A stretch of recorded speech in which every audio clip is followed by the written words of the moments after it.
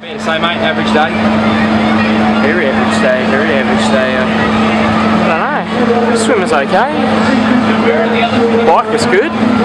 It's the first time I got off 180 and hadn't blown up with 15-20 k's to go, and I thought, oh well, you never know, it's getting pretty odd.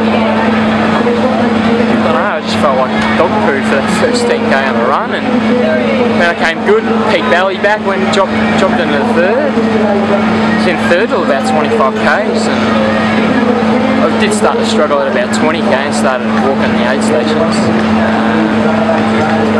I don't know, it's just such a different beast, that extra distance.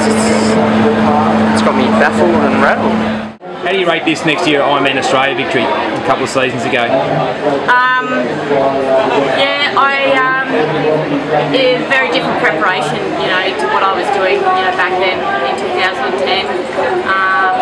Today, for me, the race was much more controlled. You know, back in 2010, I really didn't know how to race an Ironman. It was my first one. I had no idea. It was just swim, like run, and just see where you come.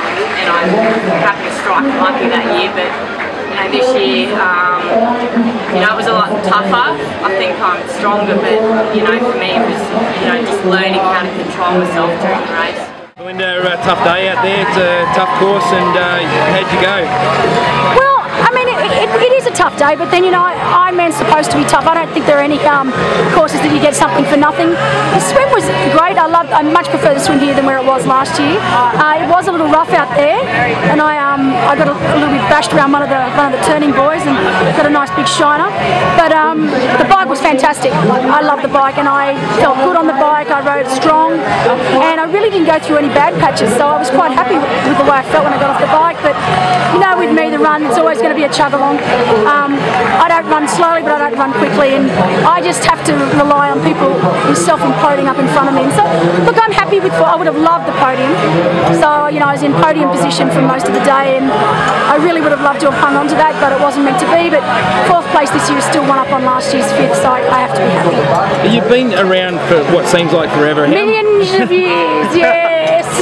How many times can you keep on going to the well to keep on doing these sorts of things? Because obviously your performances are still very good. You're still making top 5s, top 10s. And when's it going to end? I mean, you seem ageless. It's funny you say that, because, you know, I was talking to Justin a couple of nights ago, and you know, I used to come into races saying, right, I want number 1 or nothing, and then it was, all right, I want podium or nothing, and now again this year I've had to readjust. Okay, top 5. So who knows? Maybe next year it'll be top 8 and top 10, and I'll keep going till we get down to top 20. No, I promise I'll stop before then. I just, look, at the end of the day, I mean, you can retire because you're finished with your career, but I just don't feel finished yet. I still love this sport. Thank you, you too.